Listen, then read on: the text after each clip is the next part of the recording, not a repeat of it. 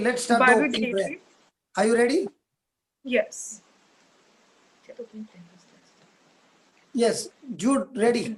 Yeah, Papa, it's ready, already live. In the name of the Father, and of the Father, Son, and of the Son, and of the Holy Spirit. Amen. we praise you, Lord Jesus. You are the Lamb of God. We praise you, Lord Jesus. You are the living waters. We praise you, Lord Jesus, for being our good shepherd. We praise you, Lord Jesus, for choosing us. Lord, a lot of times we've been astray. We were your lost lamb, but you came to find us. You left the 99 to find us because you chose us, Lord. You've been faithful to us even when we haven't been faithful to you, Lord Jesus.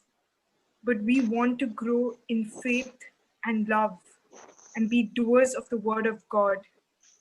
And Lord, by faith, we believe that our faith is increasing every day and our love is increasing every day, that we are operating in agape love. And this is possible only because the Holy Spirit is teaching us all things and bringing to our remembrance everything that He has taught us. Lord, your word says that you will counsel us and keep your eye on us, and that you will give us instructions, and that you will always guide us. Lord, we want to live in accordance to your guidance. And Lord Jesus, thank you for helping us live in accordance to your word. Because your word is the only truth, Lord. The truth has set us free. It is only your truth that has exposed all the darkness of the world, all the lies that we've been believing for years and years. It is your truth that has taught us that we are not stuck in any situation and that we are subject to change in accordance to the word of God and in accordance to the plan of God. Thank you, Lord Jesus, for bringing us together, for uniting us as one big spiritual family of JCILM, Lord. so that we glorify your holy name by being instruments of your love and peace. We thank you, Lord Jesus, and we praise your holy name. We ask this prayer through Jesus Christ our Lord. Amen. Amen. Amen. Amen. Yes, Julieta. Papa, can I make you host? Yeah. Yes, Papa.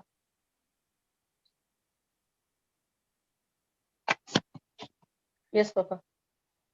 Yeah. Who is going to share testimony? Yeah. Priya, can you share? Yes, Juliet, I can share. Yes, yes. Yeah. Good evening, brother.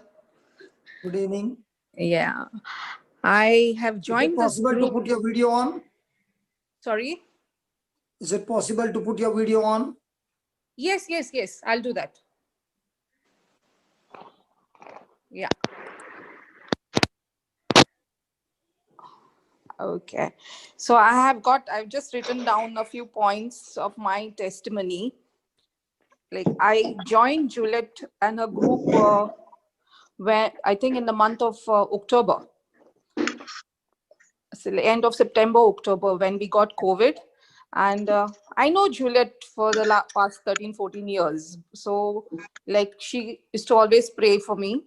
And when we got COVID, my husband, myself, and my daughter, entire family got COVID. And this is a prayer that she gave me, Luke 4:18 and 19. So she said, you keep confessing this scripture. The Spirit of the Lord is upon me. Lord Jesus himself has anointed me. He has filled me with his love, and he has set me free completely from all evil. So religiously, I would confess this for myself, confess this for my husband, and for my daughter, Andrea. And we came out of this COVID. My husband was on the ventilator for around 12, 13 days. He was quite serious in the hospital, but I trusted God. I said, no, I will not get into my mind anything that is negative, and I will only trust God. And my husband came back home hale and hearty. So then, Yes, like, yes. this talks of mine continued with Juliet, and I ended up telling her about my family problems, like whatever's happening between me and my husband. We were very, what to tell you, like, our marriage is like a clashy marriage, all the time clashing with our attitudes, egos, our ideas. We never get together, get along with our ideas or with our talks. We always end up with fights. So I told Juliet about this, and I said, I just want this thing to end. I don't want it to continue I don't want it to continue. I'm totally fed up of this, fights and all. So then again, she told me, you do nothing, only say this Luke 4, 18 and 19. So I kept confessing this again. And then she sent for me this series of godly marriage. I started seeing them. I took down the notes, I took down the prayers, and I started every day, every single day since that time. I started like with my scriptures. So every day in the morning, I would get up and I would like, and one thing, brother, I've been the one, like, I got the gift of tongues through here, through these meetings. So I started with my prayers with tongues. And then I would always, like, every time I would start my prayer with Luke 4, 18 and 19. Then I would start Matthew 6, 33. I would say, I seek the kingdom of the God first and his righteousness. I want nothing else, but I want him first. I want to seek his kingdom. And like, for the peace of mind, I was totally like very, what to say, like in a very rebellious mood. Every time, when my husband does something or my daughter does something, it was always, I was in a very bad mood all the time. So then, like, I got this scripture, I have the mind of Christ and God's wisdom is formed into me, 1 Corinthians 2:16. So I started with that. And then again, then I started saying, God didn't give me the spirit of infirmity, but he has given me the spirit of power, love, and self-control. I started confessing all these scriptures every day for my daughter, Isaiah 54:13. I started all this, and then, slowly I could see the changes in my family, the changes in my husband, how he started to me properly, how he's how he has started giving attention to us. And then the next thing was, he was suffering in his business. He's got his business of construction. So he started, his business is going down. So again, I told Juliet, and then they made, during the prayer meeting only, they made an agreement of our business. And then Janet told me, do nothing now, just thank God for the business. So I started thanking God. I said, nothing, I will just thank God. Our business will flourish. So I started with that thanking of our business also. But the tensions, my husband could not understand all this. Even if I used to tell him, he would say, no, I'm doing my prayers, you do yours.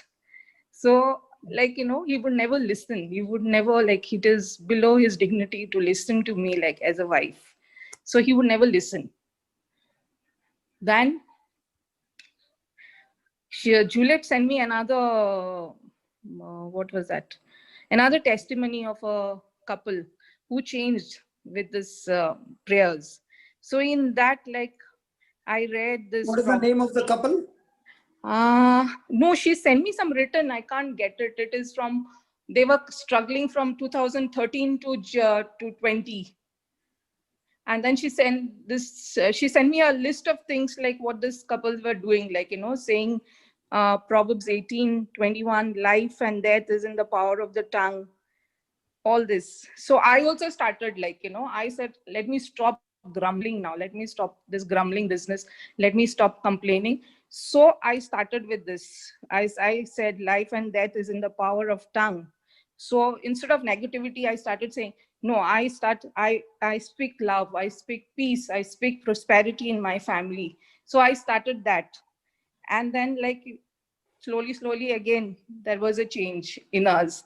We were sitting together, we were talking together, and all this, like, slow changes. Then again, I said, then Juliet taught me how to release angels for our safety.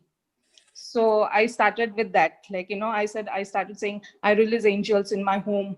I release angels around my husband, William. I release angels around my daughter for our safety, for our peace, for love. So I started that. And then I could see my husband full of tension. So one day I just said a prayer, Holy Spirit, help me to pray, help me to make my husband understand to pray. And then, like, I said, okay. Then we were sitting in the room. He was not even moving out of the house. So I sat in the room with him and I just said this prayer. I said, Holy Spirit, you be with me at this moment. And I release angels of God around me to make my husband understand.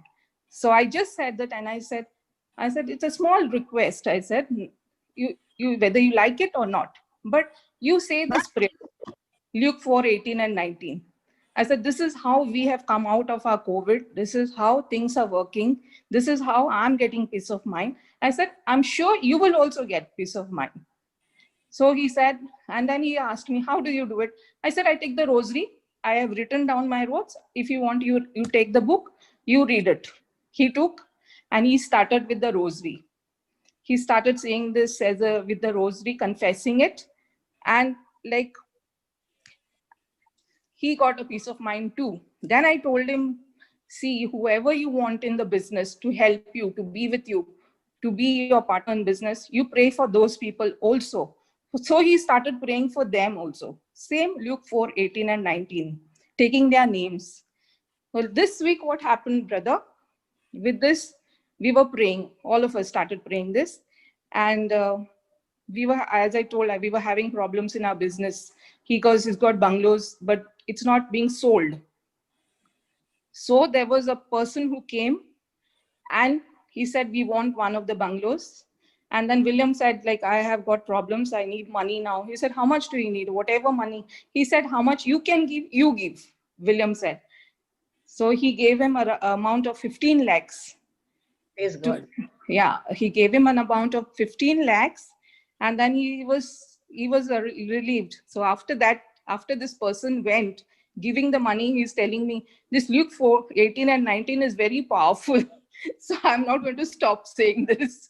And it has helped me. So like, when there was so much of aggression, this helped me. Luke 4:18 and 19, it is helping my husband. It is helping my daughter, Andrea. Yesterday, one of his friend got COVID. He is somewhere in some country in Africa. So he called him up to ask, like, what we were doing when we had COVID.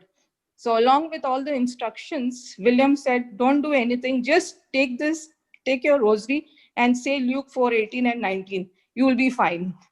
So he started giving this scripture even to his friends. Praise God. Praise God. That's lovely. Praise This, God. like, joining this meeting has helped me a lot. Like, I have learned so many things. My only goal now is I have to see the kingdom of God, nothing more than that. Yes. And everything that you were seeking before will be added unto you. Yes, everything that will be restored back to me. Everything else, Yeah. other than the Lord. Yeah. So now we are seeking the Lord, His presence, His fellowship. Yes. And everything else will be added unto us. Praise Yes. God. Yeah. Thank you so much. Thank you, brother. Thanks to you.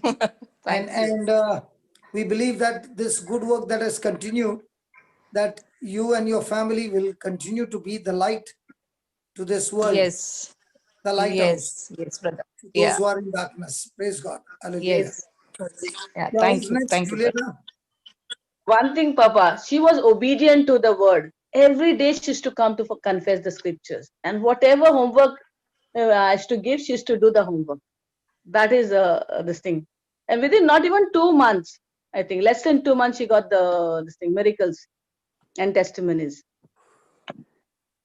Praise Is God. there anyone? Yes, there was Dinah.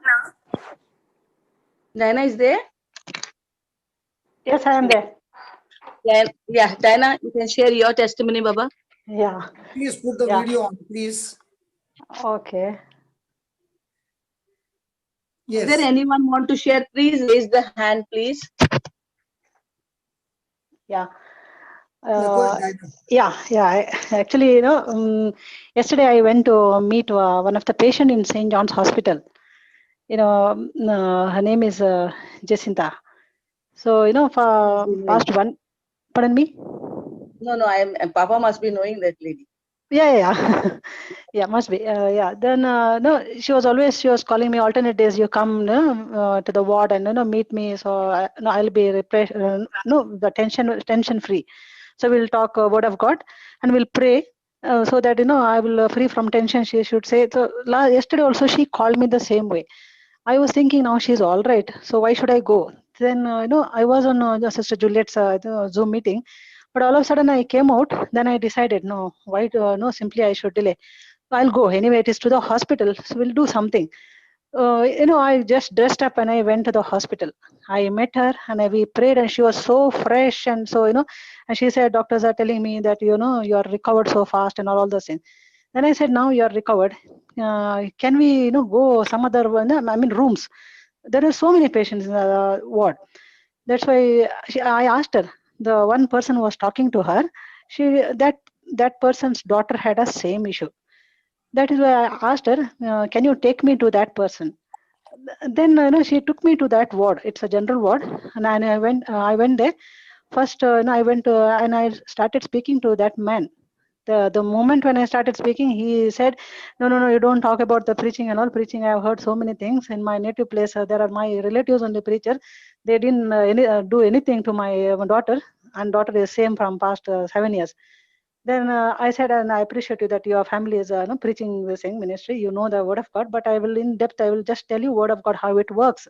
That's all I came to inform you. Then I said, okay, because the earlier preachers they have told her it seems you pray but stop medicines. The moment she should start praying and she was stopping medicines. Then he told me, one thing you do, don't ask her to stop medicine. I said, I will sit next to you and you sit with us. We'll discuss and we'll speak. Then we call the daughter. No, she came. She is a very very smart girl. She is, I think, what is that? She is a model. She was doing modeling. All the things father said, no, she because of this she came to this ward, psychiatric ward. She has come. She was doing modeling with the boys and all those things. Rubbish. She started to speak. Then I told him, for some time you go inside and I will talk to her. Then she spoke to me and I gave her word of God. She jumped immediately and she said, oh my God, so many beautiful word of God you have come with. And she went and brought the Bible. And immediately she took out the rosary and she started saying the scriptures. Spirit of the Lord is upon me. My Lord Jesus himself has anointed me. Fill me with his love and set me free. She said, it's a beautiful scripture. From where did you get? She said. Then she started saying, and she said, I am fresh now. I'm fresh. And she said, hold my hand. I'm feeling, the thing, I'm shivering, she said. Then I held her hand and we prayed and, I was just walking. Immediately some patients saw what was happening to her. Then from far away, patients saw one after the other, patients came and stood in the line.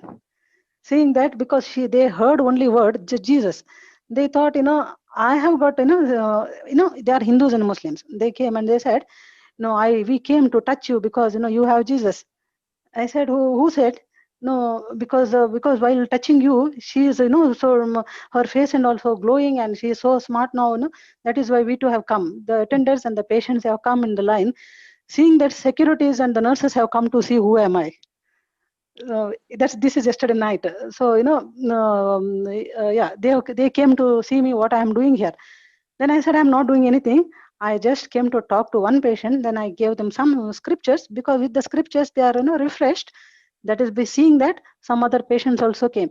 And line by line patients brought papers and, they wrote one scriptures I gave them. Jesus loves me. But I mean, they were Muslims and they don't know much about this. By the wounds of Jesus Christ, I am completely healed. Spirit of the Lord is upon me. My Lord Jesus himself has anointed me. Then sister also said, sister, keep come to this, keep coming to this ward because the psychiatric ward patient needs this. Because, seeing this scriptures, patients have come and they are, so thrilled to know this word of God. And immediately they're asking me, can you get the rosary to, because she's, she's counting the beads, we don't have. Then I said, when I come next time, I will bring it, I said. So, then I actually went at 5:45. It took, I think, I have not seen my timing also. Up to 9 o'clock, I was in the hospital. My husband called me and I just, he started to shout at me, but then he said, in the night, where are you? Usually you go out and you 7:30, by 7:30 you come back. Where are you? I said, I'm in the hospital. I'm in the hospital. He said, you are in the hospital. I'm not worried because even at 12 o'clock also, you have come back safely. That I know.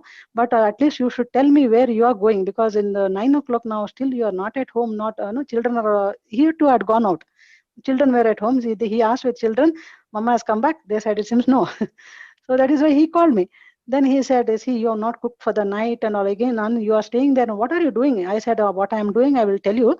Give me some time. I am on the way. I'm coming, I said. But then I immediately cut the line and I started. I just got tension because, oh my God, now it is 9 o'clock here only in the hospital. It's 10 minutes only for me from house to the St. John's Hospital. But still, I have to go and cook now. I have not cooked also. What to do now? Then all of a sudden, I came rushing to house. I reached within 10 minutes home, and I was worried because I have to cook and all. I same directly. I washed my hands and directly went to the kitchen, and I was standing there. And he said, "What are you doing?" I said, "Because see, I have not cooked anything. I have to do something. Something is there in the fridge in the thing vegetable. I'll do it." He said, "No, no, no. Before you could plan only immediately. When I called you at 9 o'clock only, I have ordered the food from outside. So let's have food." Because when on the way, when I was coming, I was asking Holy Spirit, see, so long I stayed, not because of my this thing to waste my time. I was, wasting my this thing, using this time, to bring the people to your kingdom. So now you do what is the this thing. You have to settle what is the problem at home. And he is calling me. He never calls me even if it is 10 or 12 o'clock, because he knows that anytime I will come back. So this is the first time he called me and he said not cooked and all. So when I came, it is all all in order and everybody was on peace. And he said, "Oh, okay, you can start a ministry now. You can go and preach and heal the people in the name of Jesus," he said. Yes, So God. that's all. Yeah. Then Thank now you, also I got the news that the Jessie sister called me and said, she's so fresh and she's reciting the scripture. She's busy on that, because I told her, until I come back to the ward, you have to say, if you don't say the scripture, I will not come. So she was asking me, who is Brother Johnson? Can you, connect me? Because I want to become a preacher. It was my, from the childhood, I was thinking that I will become a nun, but I reached as a modeling. I don't want to do that. Many times I become, depressed, and I don't know which area I am getting the trouble. I said, you will come to know to recite the scripture. But then she wanted your number, brother's number, but I did not give her now. I said, I'll give you slowly, not now, I said. Praise God. God That's bless all. you. So Yeah. continue to go into the hospital. That's your ministry. Okay, brother. I was thinking as a nurse, I was planning to go back to work, because it's closer. Everybody and the director also was asking, so closer here only, you're not working. Then I thought, I don't want to work just like that. I want to, in a ministry, I have to do some word of God to give. Usually, if they will post me in one of the ward, so I cannot go and reach out to other wards. Since I got this, I thought I will not work. I will do this work. So I'm enjoying now. Praise God God. bless you. Yeah. God bless Praise you. God. Praise God. Who is Christina? next? Christina? Yes. Hello. Good afternoon, everybody. Good Good afternoon, brother. afternoon. Good afternoon. Praise Good God. afternoon. Praise God. A few nights ago, I couldn't get onto Sister's Zoom class. So I messaged her saying I couldn't get on. But then I started praying in tongues, and I tried again. And praise God, I managed to get on. Then during the meeting, after all the acclamations and proclamations and the confessions, a sister was speaking, and she mentioned Malachi 3:11 and 12. And I highlighted that in my Bible, praise God. And after the meeting, I had a message from a friend saying that she was worried about the bad weather that was being predicted during the time of her house auction this weekend. So I sent her a personalized version of Malachi 3:11 and 12, saying, I will rebuke the rain and the wind for you, so that it will not destroy your house auction, and your sale shall not be barren, says the Lord of hosts. Then all nations will count you happy, for yours will be a land of delight, says the Lord of hosts. Praise God. Thank you, Jesus. And I'm waiting for her testimony tomorrow because I know it's very successful, her house auction. Praise God. Thank you, So Jesus. God bless you. We agree with you, dear sister. Amen. In the name of Thank Jesus, you. the breakthrough has come, Amen. and the buyer is blessed tremendously by buying that property in Jesus' Praise name. God. Amen. Amen. Amen. Thank you. Thank you, brother, for all your Who's teachings. next? Hazel, you have a testimony? Can't you? Voice is not. Who's Voice next? is not there. Wait, I can think. you hear me? Yeah, now it's yeah. Okay. So so right now I'm in the in my parents' home, but like I study in a different country for university, and the day before coming I was doing my PCR test, and it was snowing that day, and so and so I had to go to an isolated area to get my PCR test done, and after I got the test done, it was snowing, like it was flooding with snow, and so I needed to know the route to get back home, and my phone was in 3%, and the charge was running out, and if I switched on the data, the charge would just go, like my phone would die.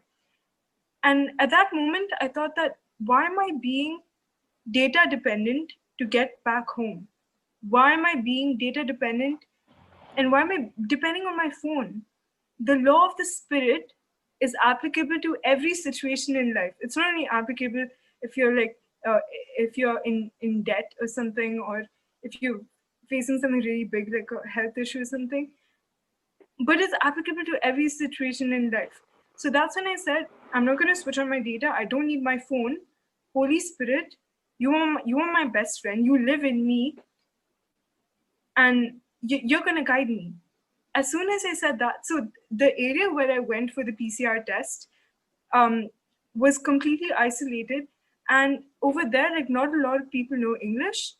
And that was the rural area where the PCR test was being done, in a very remote village area. And you wouldn't expect, and the streets were also really isolated. And you wouldn't expect anyone over there to know English. And as soon as I said, Holy Spirit, I put my confidence in you. I know that you are guiding me. I do not worry, because it is the Lord's instruction to not worry. And so I was being obedient to the Lord's instruction by not worrying, and I put my confidence in the Lord, and that's when I said, Lord, you're guiding me. I don't have to worry. And that's when, exactly at that moment, a man passed by me, and I just knew he was sent by God. And then I stopped him and I asked him whether he knew to speak English. And praise God, he could speak English. And I asked him the direction to the bus station so that I could get back home. And he guided me as well. So all glory to God. Jesus will never abandon you. And you don't have to be dependent on your phone or data for anything. And you just have to, your source is God. Your source is Jesus. And that's when I knew that day, I realized that Jesus is my direct source, that I'm directly God dependent. Before, whenever I would face anything, whenever I would believe the lies of the devil in my room in the place where I study in university, I would directly call up my parents.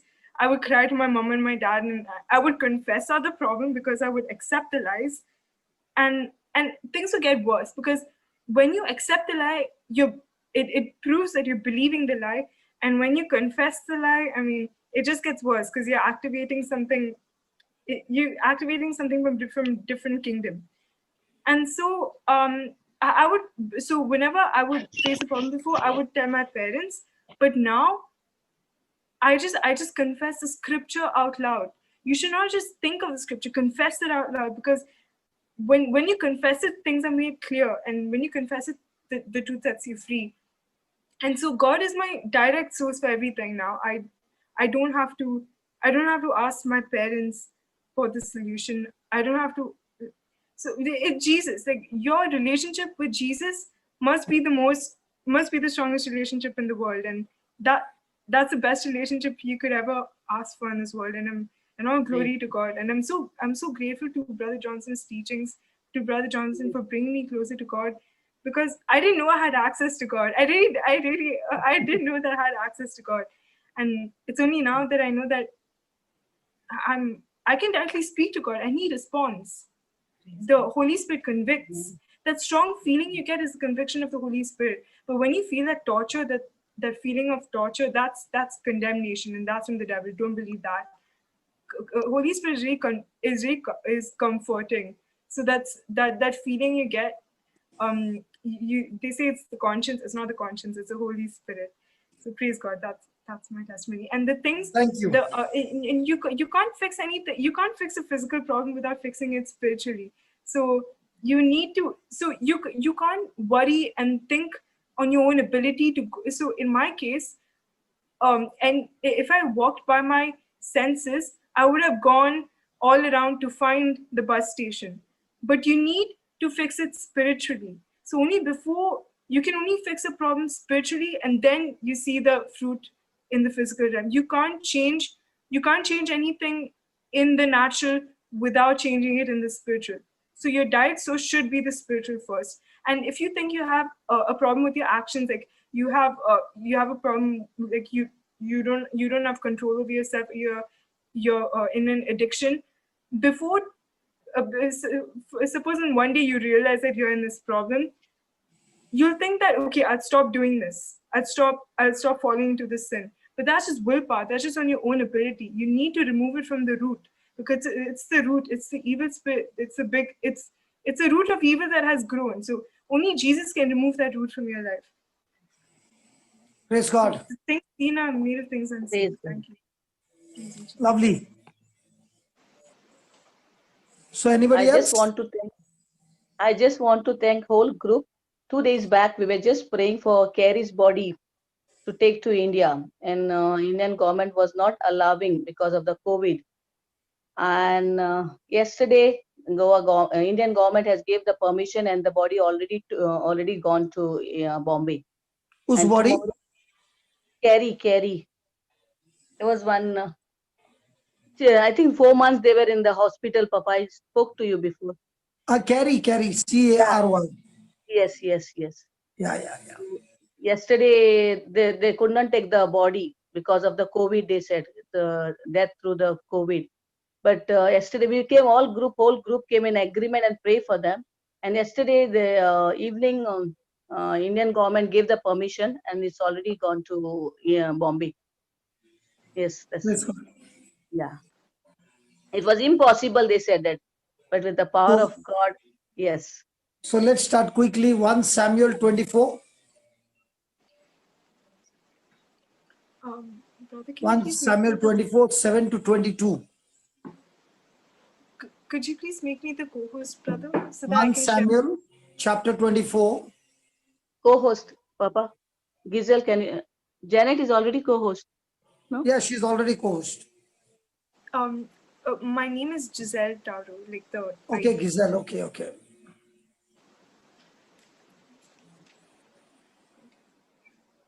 Samuel 24.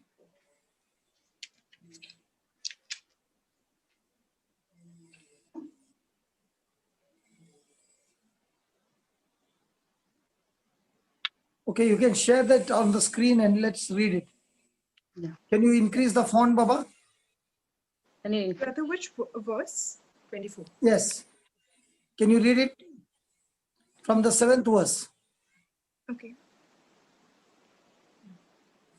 And the men of David said unto him, Behold the day of which the Lord said unto thee, Behold, I will deliver thine enemy into thine hand, that thou mayest do to him as it shall seem good unto thee. Then David arose and cut off the skirt of Saul's robe privily.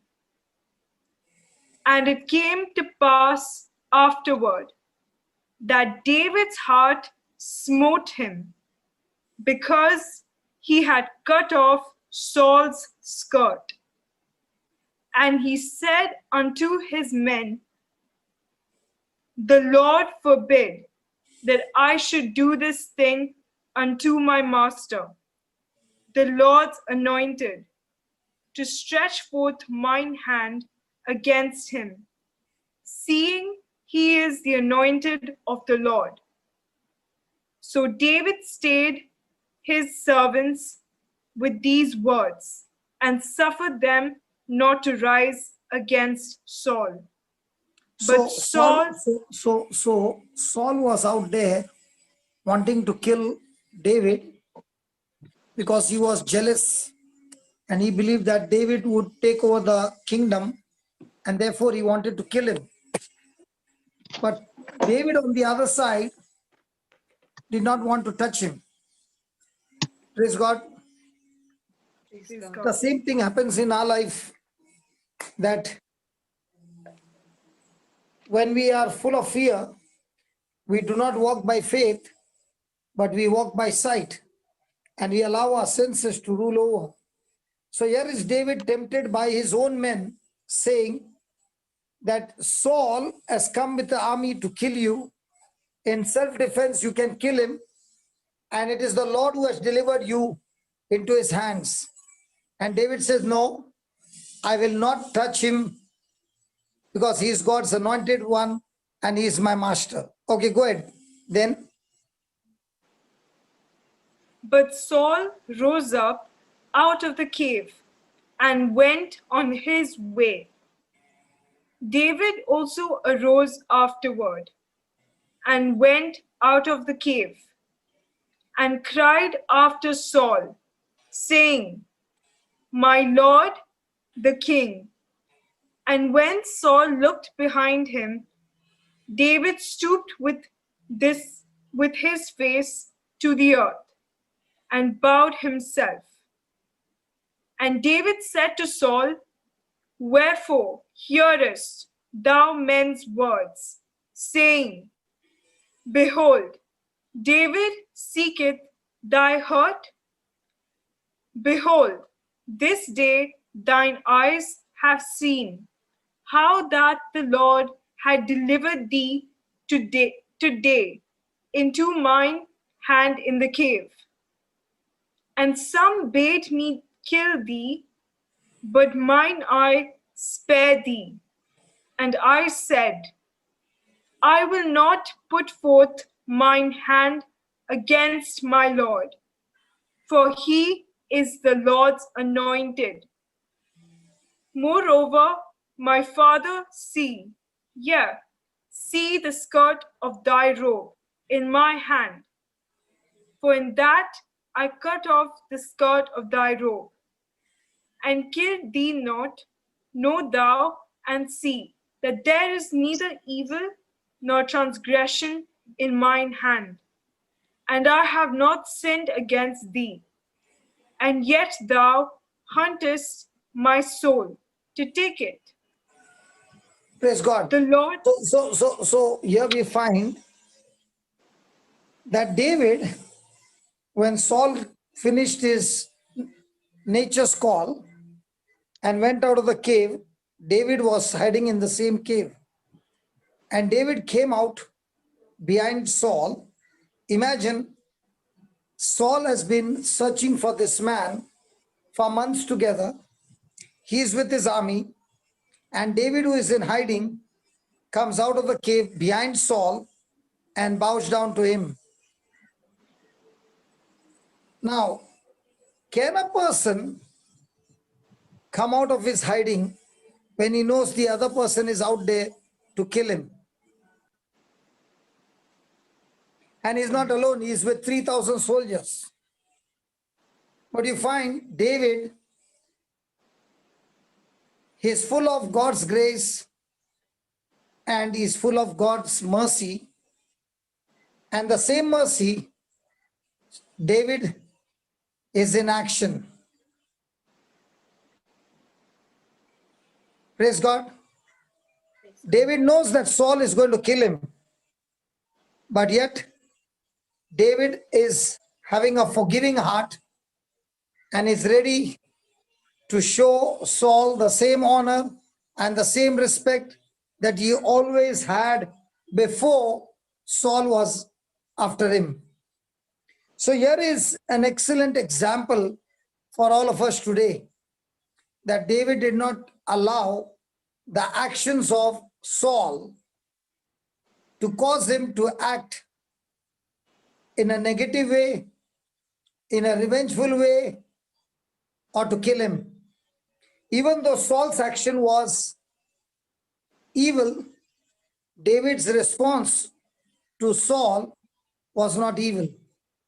David maintained his integrity even though Saul lost his. Now here's an example of two men, both of them anointed by God. One is a senior person, an elder, the other one is just a youth. And yet you find the elder person has lost his integrity and the youth refuses to give way to negative thoughts, but he's still maintaining his relationship with God. He's still maintaining his love with God, trusting God that God is my protector and that will not change. Amen. Yeah, go ahead. The Lord judge between me and thee, and the Lord avenge me of thee. But mine hand shall not be upon thee. As saith the proverb of the ancients, wickedness proceedeth from the wicked, but mine hand shall not be upon thee. After whom is the king of Israel come out? After whom dost thou pursue? After a dead dog, after a flea. The Lord therefore be judge, and judge between me and thee, and see and plead my cause, and deliver me out of thine hand. And it came to pass, when David had made an end of speaking these words unto Saul, that Saul said, Is this thy voice, my son David? And Saul lifted up his voice and wept. And he said to David, Thou art more righteous than I, for thou hast rewarded me good, whereas I have rewarded thee evil. And thou hast shewed this day how that thou hast dealt well with me. For as much as when the Lord had delivered me into thine hand, thou killedst me not. For if a man find his enemy, will he let him go well away? Wherefore the Lord reward thee good, for that thou hast done unto me this day. And now behold, I know well that thou shalt surely be king, and that the kingdom of Israel shall be established in thine hand. Swear now, therefore, unto me by the Lord, that thou wilt not cut off my seed after me, and that thou wilt not destroy my name out of my father's house. And David sware unto Saul, and Saul went home. But David and his men gat them up unto the hold. Praise God. Saul was David's father-in-law.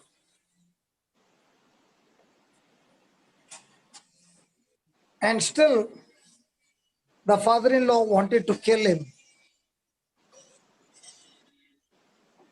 And David, in spite of Saul's action against him, wicked, evil action against him, did not retaliate him, but released him, knowing that God is his judge, knowing that God is the one who protects him, knowing that God operates on the law called what a man sows, he shall reap. So David did not take the law in his hands, but allowed the Lord to do whatever God wants it right to do.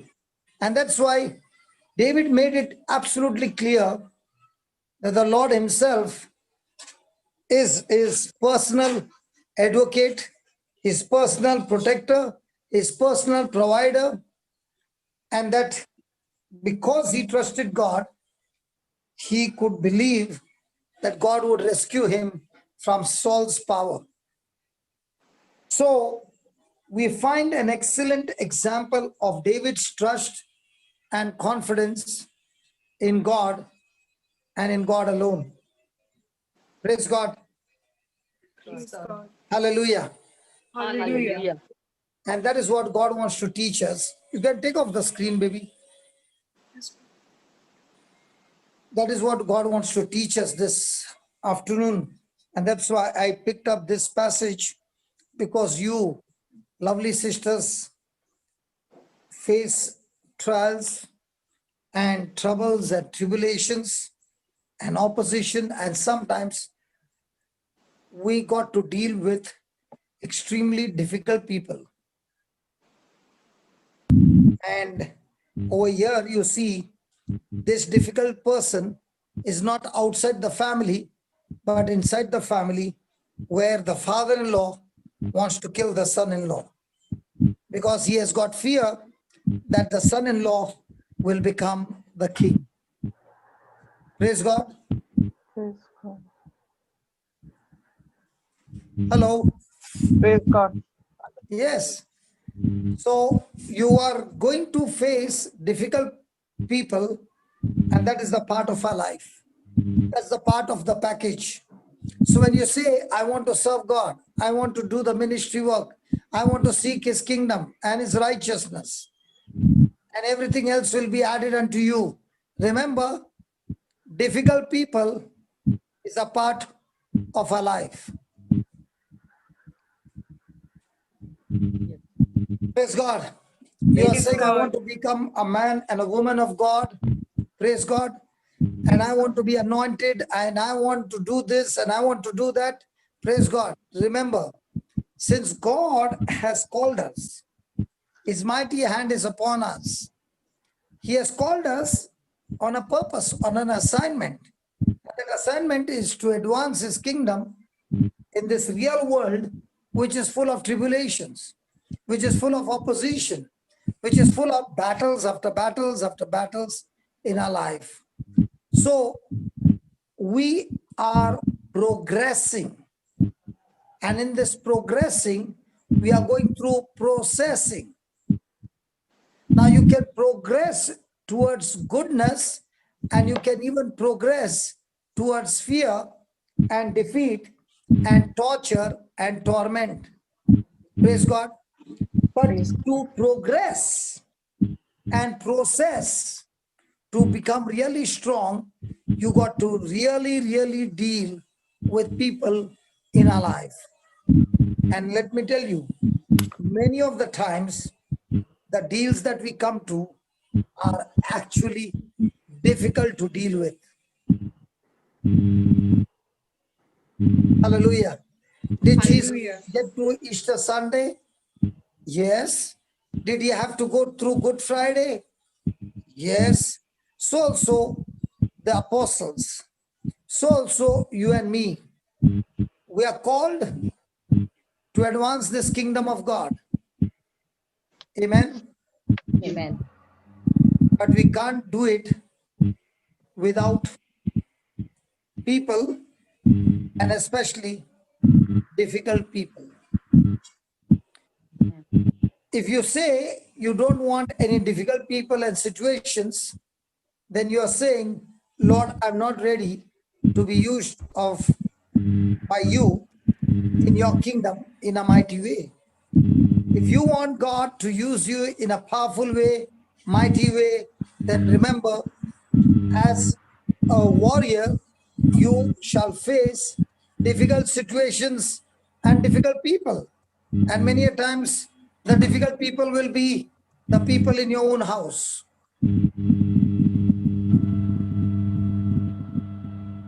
Are you with me? Yes, Yes. brother. Yes. Praise God. Praise So when God. these difficult people come into your life, you're not supposed to retaliate and fight back, but you have to trust God like David trusted. Saul was after his life, and David is hiding in the same cave. And when Saul gets up and moves out after easing himself, David walks behind him and bows down, trusting that Saul can even kill me right now, but his trust is that God is my protector. Amen. So the goal is for the kingdom of this world to become the kingdom of our Lord.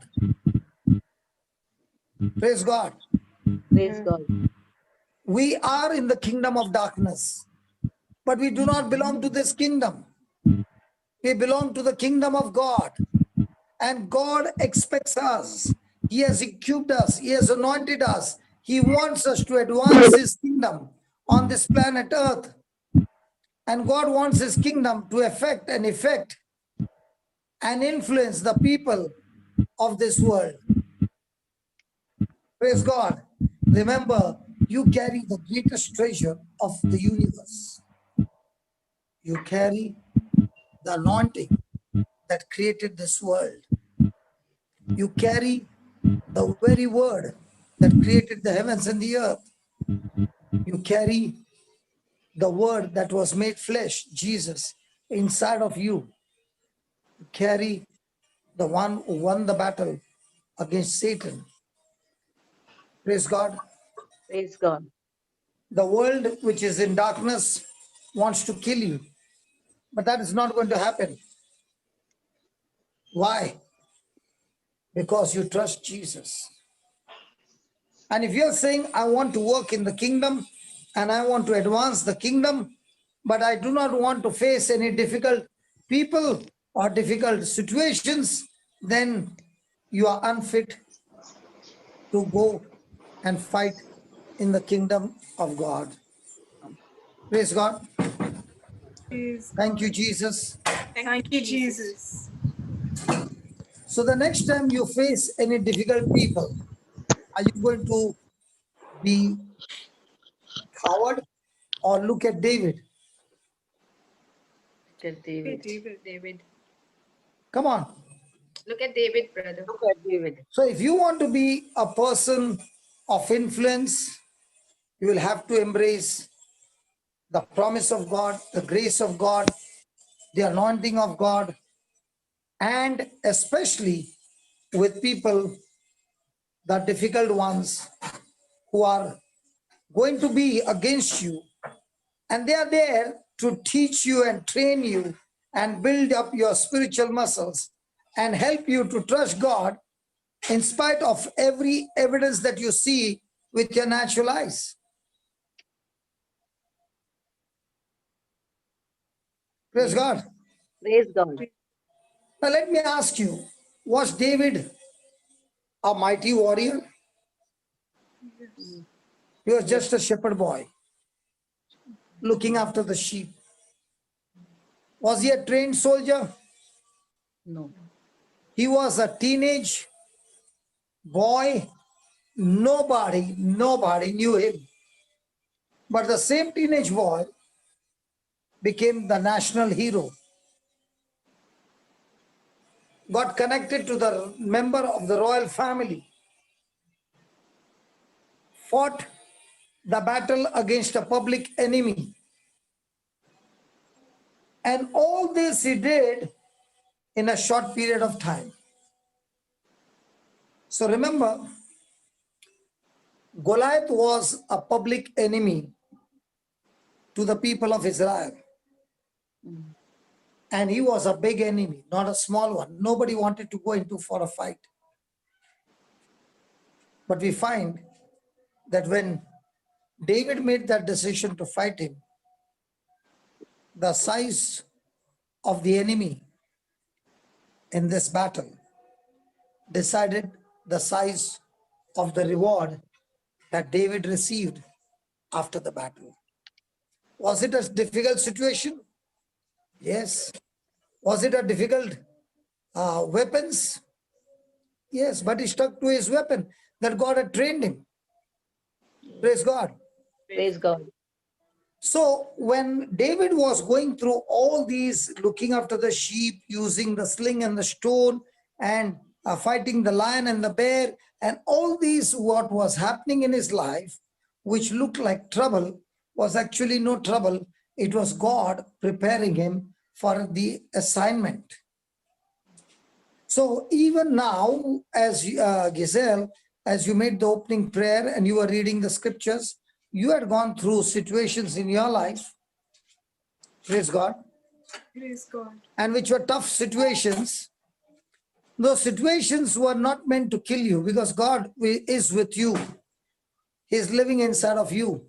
It is He who is taking you on a journey, preparing you, processing you, building you up for your lifetime assignment. Praise God. So all the changes that you go through and all the changes you see in people's actions, attitudes towards you, many a times you begin to question, I did not do anything wrong to them. Why do they behave against me in such a way?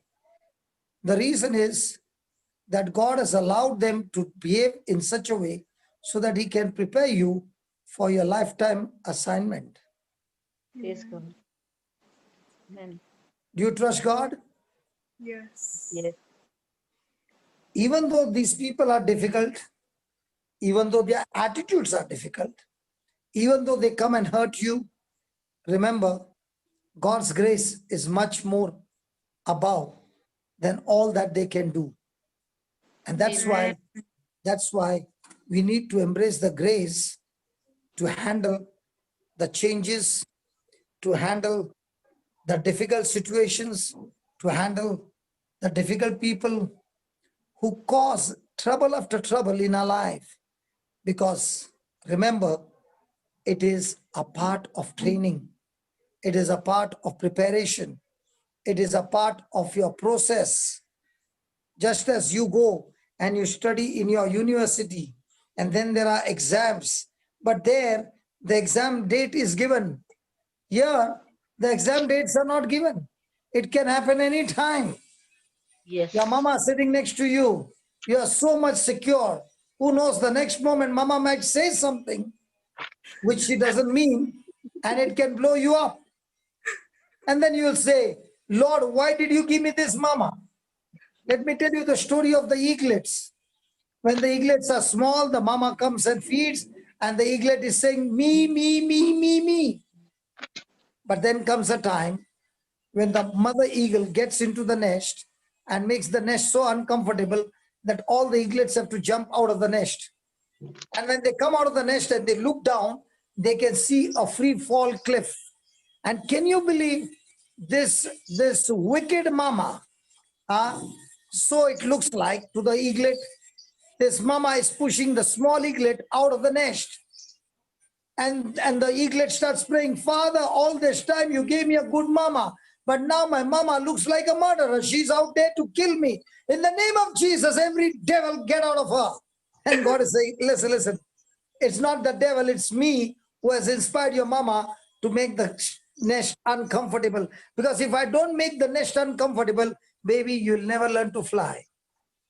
Yes. It's your season to fly before you become too overweight, and then you will not be able to fly. So I have told your mama to push you out of the nest, and then you go and fall, and there's a free fall, and Dada is waiting there. And before you can hit the wall or hit the ground, Dada picks you up and brings you back into the nest. And now you're saying, Dada, I love you so much, but I don't know, Dada, what's happened to Mama.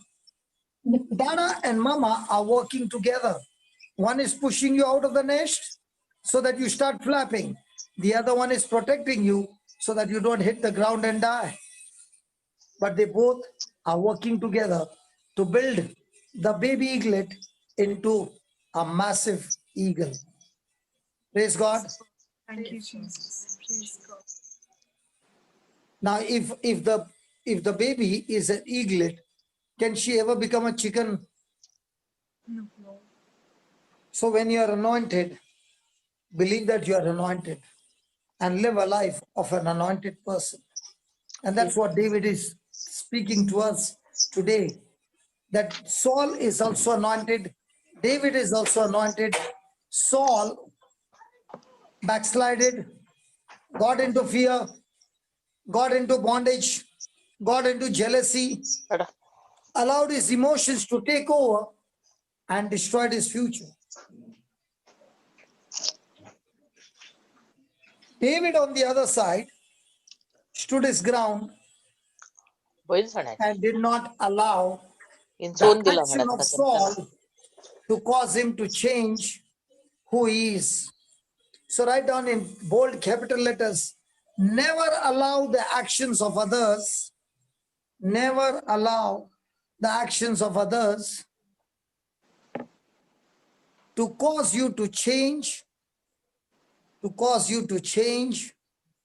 who you really are.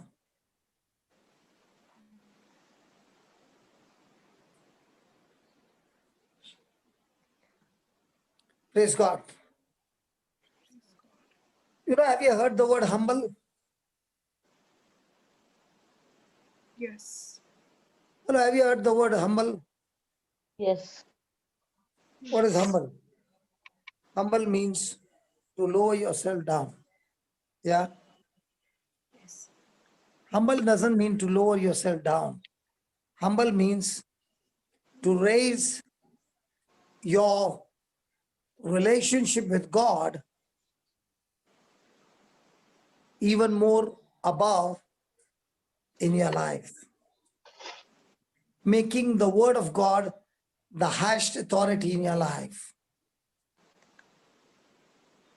Praise God. Praise God.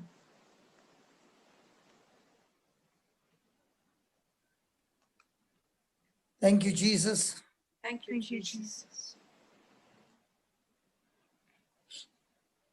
So, if you maintain your relationship with God on the word of God and maintain your integrity, then you are being led by the Holy Spirit. So if you are hooked up on the word of God, no matter what others are responding, reacting, or their action against you will not make the difference. Because David has already believed that God has anointed him to be the king. Samuel came and anointed him and prophesied. And it did not matter when it's going to happen. He was not in a hurry. Neither did he want to take some things in the flesh and go and kill Saul and become the king. No, he waited on God. And he said, God, as for you, you deal with Saul. I'm not going to deal with him. As for me, I will love him the way he is. I will forgive him the way he is.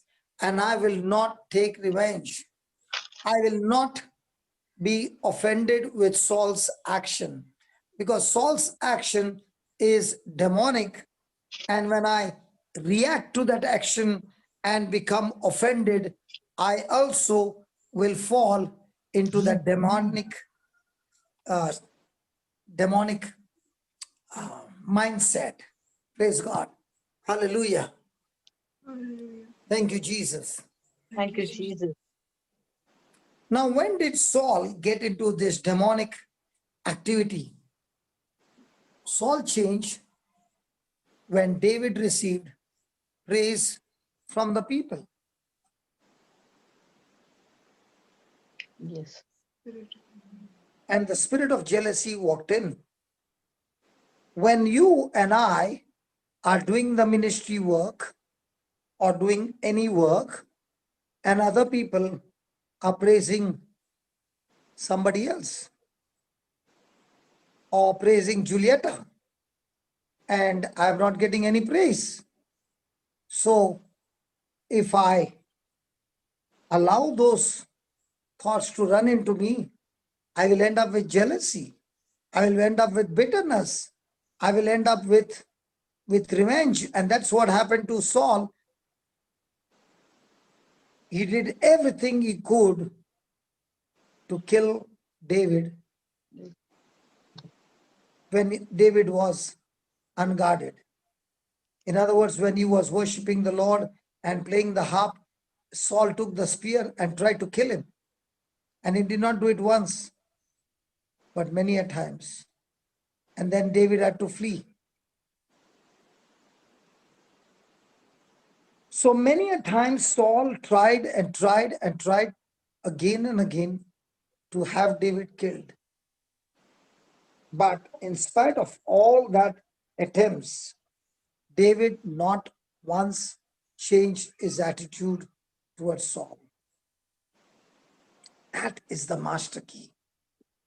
He would not change his attitude towards Saul, even though Saul wanted to kill him, and David remained the same, even though Saul changed even more bitter than before.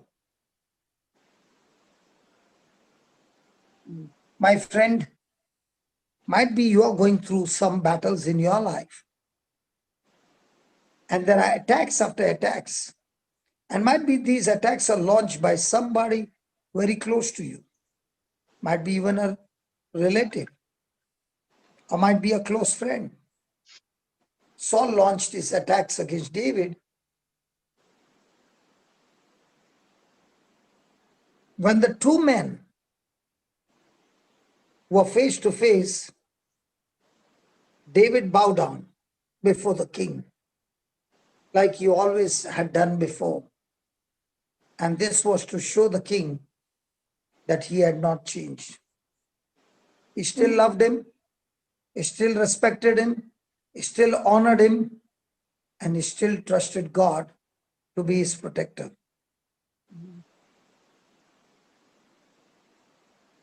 Praise God. Praise God. Brother, I have a question. So what do we learn over here? Write down. I should be who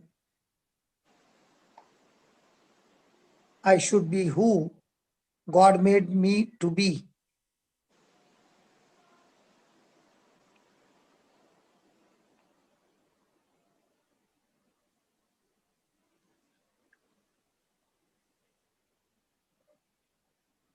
And I must never allow the actions of others, and I must never allow the actions of others to cause me to change.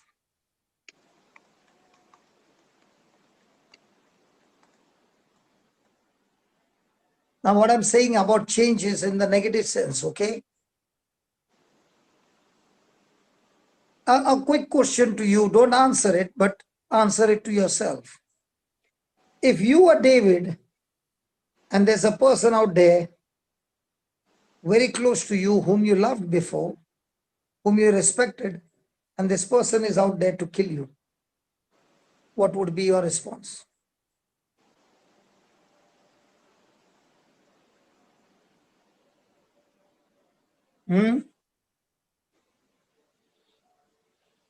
Hello? Yes. Yes, brother. So David is coming with a solution and he's saying God is the judge. When you know that God is the ultimate judge and you believe that the Lord is ruling over your life, leading you and giving you divine protection, then you know two things. Two things for sure. First one, you can be at peace. you can be at peace. Why? Because you know you have not done anything wrong. You can be at peace because you know you have not done anything wrong. Now, did David do anything wrong to Saul? No. No. Second one, please write it in capital letters, please. You got to remember the second one, because you know God will ultimately cause, because you know God will ultimately cause your enemies to reap a harvest on the seeds they are sowing against you.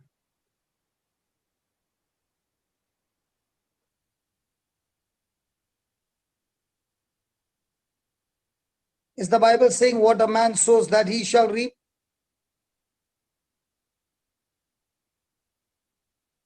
So if you know that God says what a man sows that he shall reap, if he sows in the flesh, it is corruption. And if he sows in the spirit, it's life in abundance, eternal life. And he says, do not get tired in doing good, for in due season you will surely reap your harvest if you don't quit. So if you understand the word, if you understand the truth, and you believe that God is your source, then you are at peace. And that is what David said to Saul. May the Lord judge between us. Amen. So what was David saying?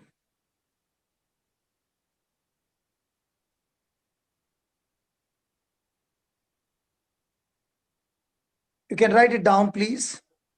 These are all important dialogues which we can practice in our own life.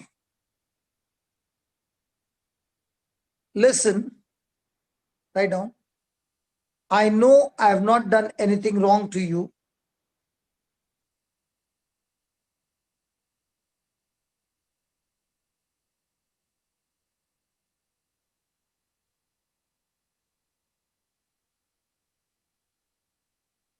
I also know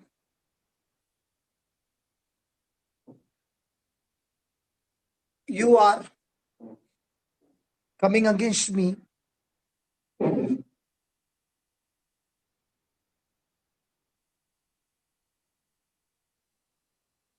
So I'm going to maintain my integrity.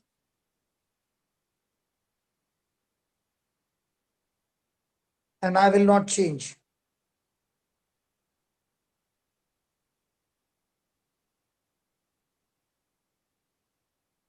And I also know that God will ultimately,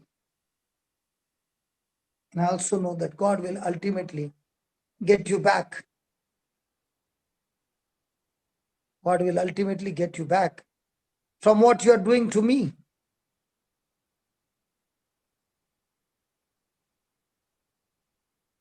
And therefore, I declare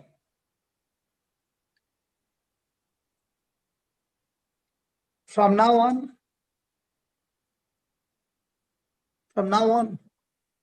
I will sleep well at night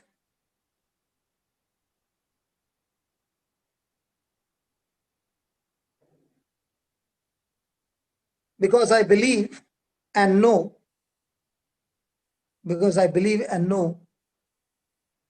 the issue is not with me.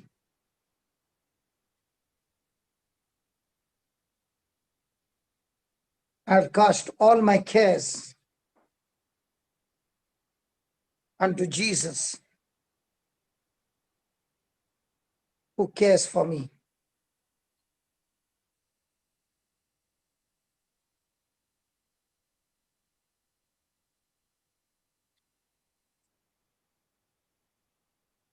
Praise God. I've seen in my own life battles that have come, But instead of retaliating and fighting back, hand over the battle to the Lord and continue your life maintaining your integrity. There can be a negative influence that will take place in your mind, negative thoughts, trying to push you away from God. That will destroy your career, that will destroy your marriage, your family, everything. And there are times when you feel like you have been left alone. But remember, God is with you. He will never leave you nor forsake you. And therefore, give all these difficult issues to the Lord. Remember, if you are not planted the seed, the wrong seed, then you have nothing to worry about. God is the judge. If you keep planting the good seed and maintain your integrity, in the end, even those who came against you will come back to you and ask for forgiveness.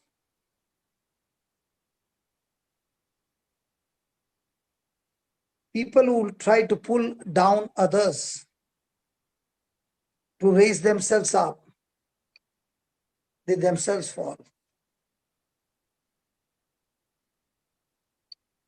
But you will fall only if you get involved in that by reacting with a negative attitude. If you trust God that God is your judge, then you can go to sleep like David slept at night. Because just as David believed that the issue is not with him, so also remember the issue is not with you. And all these journeys and all these opposition and whatever is going on is a part of our life. And it is a necessity to develop us into a godly character. It is a part of our process of living a life by faith and living a life by patience and endurance. Praise God.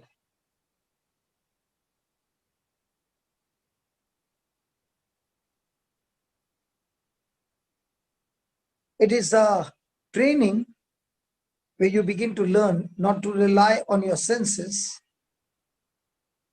but rely on God through His Spirit, through His written word. God has great plans for you, great purpose in your life, great future for you. And in the midst of all these opposition, that's when the person begins to discover God's plan and purpose in his life. The person discovers the assignment. And what is very important is, I must not go out of God's ways. I must stick to God's ways. And God expects us to walk in love. God expects us to maintain on His word. God expects us that we will respond to the leading of the Holy Spirit. He wants us to be the man and woman of God of integrity and honor. And remember, my friend, if we fail to live a life of commitment when there is opposition and still continue to walk in love, praise God, with a commitment and walking in love, you will discover the great assignment, the great calling, and you will be able to finish the race that has been set before you. And that is the key. So don't ever go with your senses you will end up fooling yourself. You will end up into self-destruction yourself. Praise God. Is it helping you? Yes.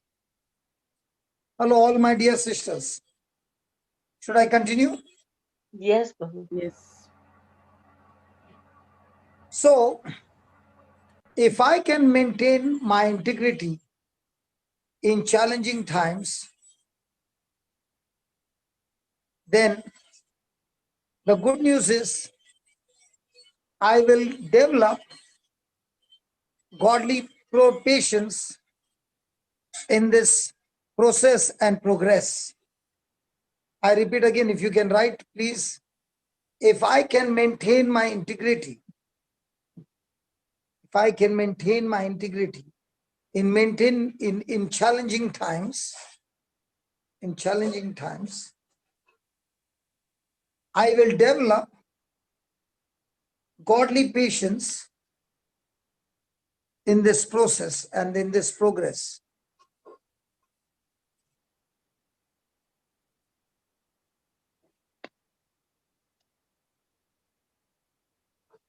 Write down in capital letters, please. Being a person of integrity in capital letters, and learn it by heart, please. Being a person of integrity means that I say what I mean. That I say what I mean. And I mean what I say. And I mean what I say. And I follow through my actions. And I follow through with my actions that align with my words. That align with my words.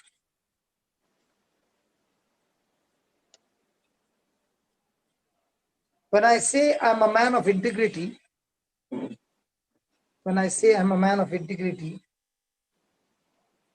it means my video matches with my audio.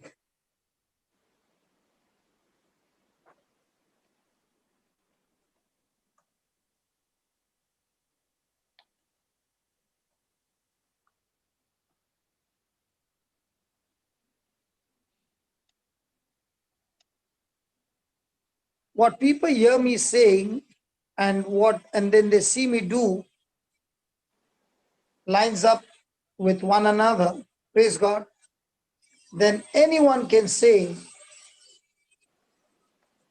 that when the pressure is on, many will fail to do it, but my action, especially during the difficult times, will prove that I am a man of integrity.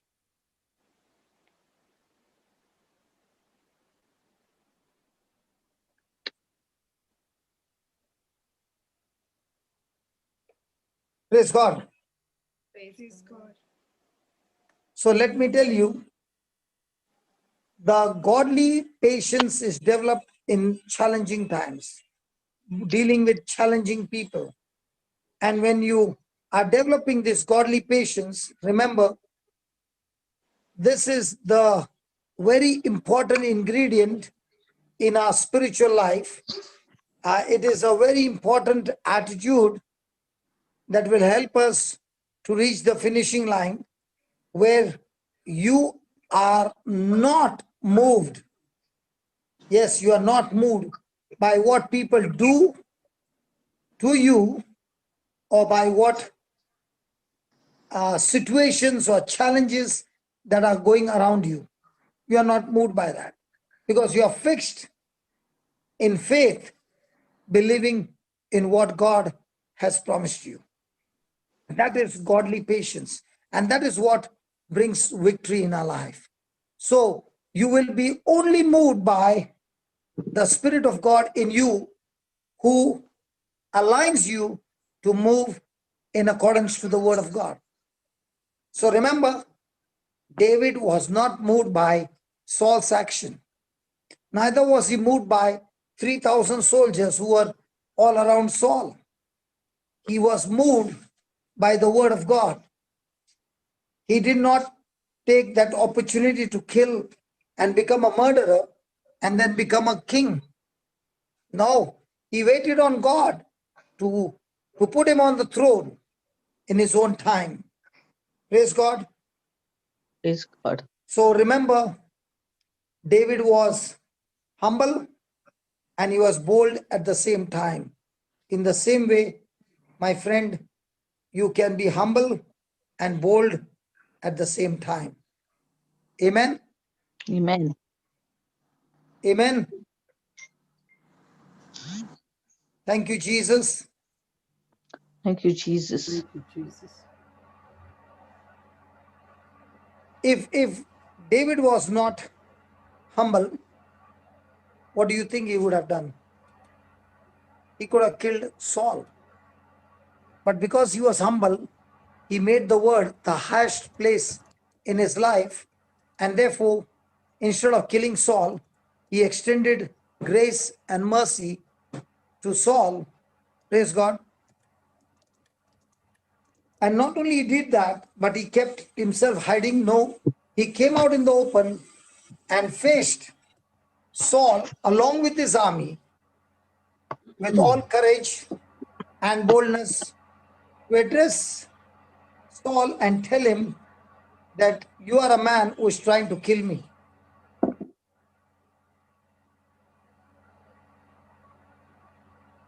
He spoke face to face in front of Saul and 3,000 men. Praise God. And right there in front of everyone, David made it clear that he was not going to touch the king. But he was confident that God would take care of the matter. Amen. Amen.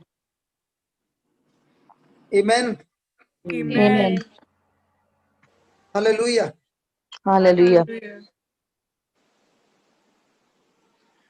So can we be humble and bold at the same time?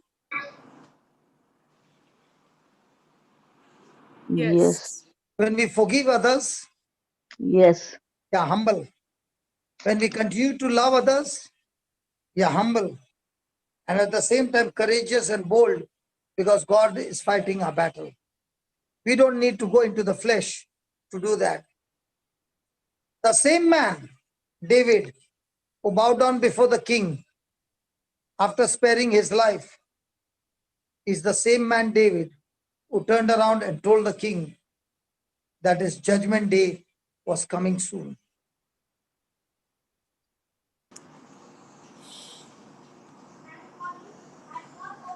He began to show Saul that his jealousy, his bitterness, his offense, his revengeful attitude will kill him.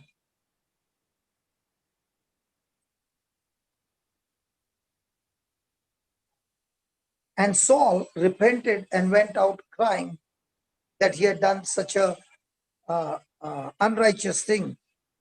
And he even told him that now I know that because of your integrity and because of your humility and because of your trusting God, I know none of my children will be the king, but God has surely chosen you to be the king. And that's why he took a vow from Saul that when David would become a king, he would not take the revenge of their father on his children, but spare them. In fact, Saul recognized David's attitude and began to praise him and said, I being the king, I am unrighteous, but you, a youth, is righteous in your ways. So let us make this decision to be humble and bold at the same time. And doing that, and walking in integrity of the word and trusting God, you and I can turn difficult situations, difficult people in favor of God by leading them with love and believing in the hand of God to take you out of your situation. So, Father, we thank you for all this and we love you. And we thank you for your blessing. We thank you for your anointing and for your protection that is upon each one of us. That it is you, O Lord, who is protecting us and keeping us all the days of each one's life. We know and we know now that, Lord Jesus, as you faced trials and opposition and difficult people who came against you, and you got victory by walking in love, mercy, and forgiveness. In the same way, thank you for teaching us this afternoon, Lord, that there will be someone who will fight against us because the enemy hates us with the assignment and the purpose and the mission that you have given to each one of us. But Lord, thank you for showing us the example of David. He did not allow other person's action and situation to change himself, but grew stronger in faith. In the same way, Lord, we thank you that you have made us new creation. We are born again. We have the Spirit of God inside of us. And from now on, whosoever comes in our life, I am called to love, forgive, and bless that person in my everyday life. Father, thank you for teaching us that true integrity is, true humility is, I say what I mean, and I mean what I say. I follow what I say with my action. Yes, Lord. And I declare by faith, my video matches with my audio. And I declare that like David, I am a person of integrity. The trials and challenges I face, help me to prove it that I am not going to be changed. I'm led by your Spirit to say what you have said in your word. And I thank you that you are with me always. Your Spirit leading me to become bold and courageous and face every trial of my life in victory. Thank you and praise you for teaching me this attitude to the example of David. Help me, Lord, never to be like Saul, bitter and offended and jealous. Even though Saul was anointed, he was led by the flesh, and that destroyed his life. Teach me, Lord, to overcome everything of the flesh and walk in the Spirit every day of my life. In Jesus' name I pray. Amen. Amen. Amen. Praise God. Praise Praise God. This is the time to discuss. We have got, I think, how many minutes? 20? Yeah. Julieta, how much minutes we got? 19. 19 minutes. Okay. So somebody can share what you experienced. Come on. Brother, I have a question. Come on, somebody. Yes, little louder, little louder. Oh, okay. Brother, I have a question. Sorry. I have a question. Yes. So, since God created us with the spirit of love, so the seed of love is already planted, but should we exercise love as a muscle since God has already created us with love, or does it easily come to us? God has Like- easily given us love. We have been created out of love, and love is inside of us. But love is in our spirit, but our mind has got 5 senses. And those 5 senses communicate to us and give us the wrong messages. That's exactly what happened to Saul. He allowed his senses to rule over when he heard that song that Saul killed 1,000, David killed 10,000. And at once he got the lie of the devil come into him. And David, whom he loved so much, he began to treat him as an enemy. Jealousy. So even though love is there, every conversation, everything that is running in our mind can be extremely blessed, and it can be extremely dangerous and destructive. So Melody the is fruit is like- already there. Love is already there. Okay. In your house, the geyser water is already there, hot water. But you have to make a choice whether you want a hot water or cold water. Yeah. Right. In the same way, in your heart, there is love. In your mind, your senses are saying hatred. Now you have to decide which one you want to take. You want to take love or you want to take hatred. So it's a Both switch. processes are running in your mind. And you have to decide which one you want.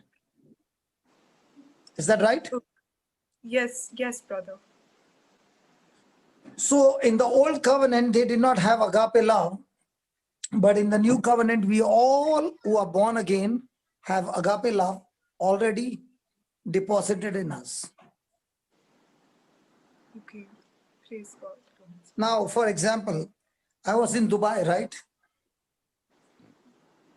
Yes. Last Yes. week I was in Dubai, right? Yes, Yes, brother. Papa. Yes. All these months I was in Dubai, right? Yes. Yes. Right. Until I made the decision to go to Bangalore. Did it happen that I slept in Dubai and suddenly the next morning I was on my bed? I opened my eyes and I was in the bedroom. Wow. Does it happen that way? No. It No. happens through your own decision.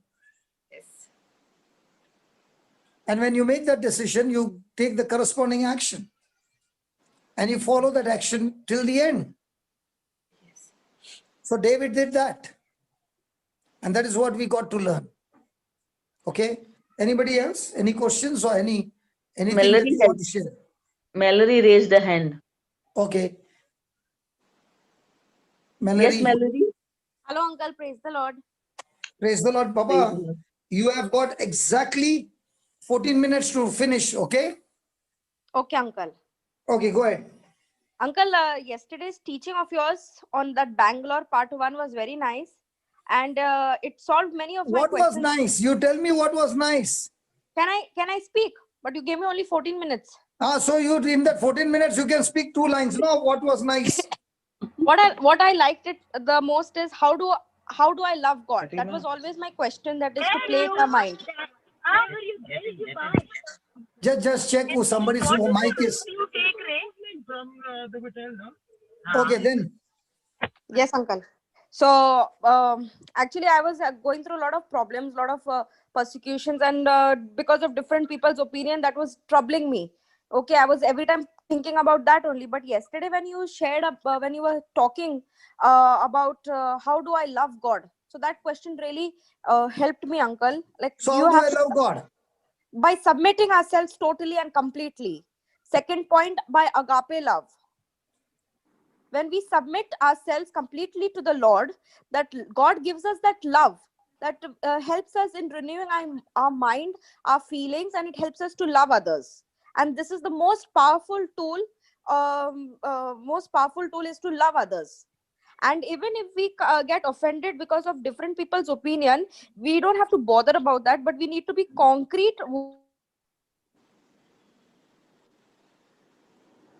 What happened?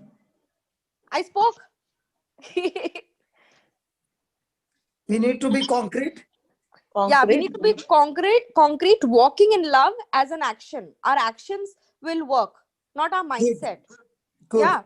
And a key to good life is always to walk in love, no matter what people say, but we have to only love. That is the most important thing. And uncle, yesterday your teachings also helped me is like love your neighbor as you love yourself.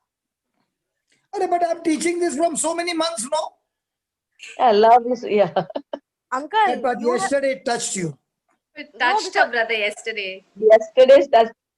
Yes. So she's seen the miracles. Praise God. Uncle. Okay, go ahead, Melody. Then.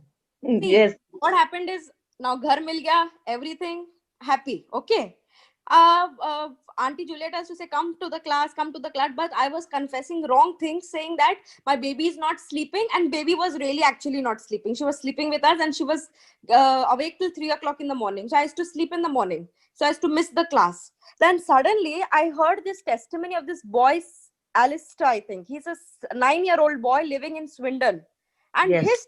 his testimony touched me so much. I felt ashamed of myself that this such a small little boy, he is listening to the word of God from morning till evening, going to school, coming, preaching. And what am I doing? I'm only sleeping and giving excuses.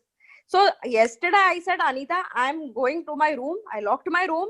I opened Kevin's laptop and I sat and I was listening to your teaching, uncle, Bangalore. And before this, I was having a lot of,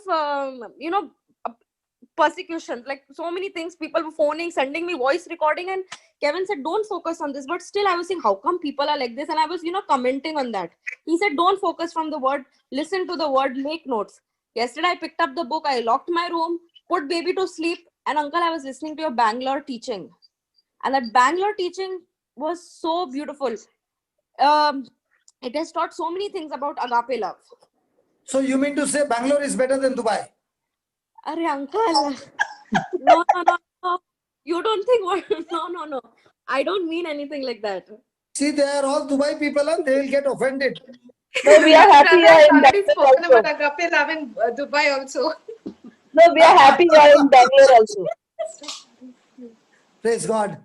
So it is the key to finding your site, finding your destination, finding God's plan, purpose in your life. Agape love. Yes. If And a what person is practices that, and you can only practice that with people around you. And the best person that you can get is the person who comes against you. Yes. That's when when you take a toothpaste and you squeeze, the paste comes out. Okay. But an angry person has come to the toothpaste, to the tube, and is squeezing with his hands or putting it under his feet and kicking it. What will come out? Paste. Melody, what will come out? Toothpaste only, na, uncle? Toothpaste only, no. So when others are sending you voice message, what is coming out? Love. Toothpaste only is coming out, no? Toothpaste will come out of you? No. Or what is there in you will come out? Upset. No? So Giselle. Yes, brother. What? Giselle. My wife is correcting me. Giselle. Praise God. Giselle. Holy Okay, Spirit, Giselle. answer my prayers. Love is in my heart. Okay? Yes. Offense is in my mind. Okay. Which one do I open? Will come out. Heart. Spirit. All oral exams are all right. Practical exams? Yes. Practical, I failed. Practical. Do of the But word. to win practical exams, you have to use your oral exam and keep on talking to yourself so that when you're talking, faith begins to grow in this area.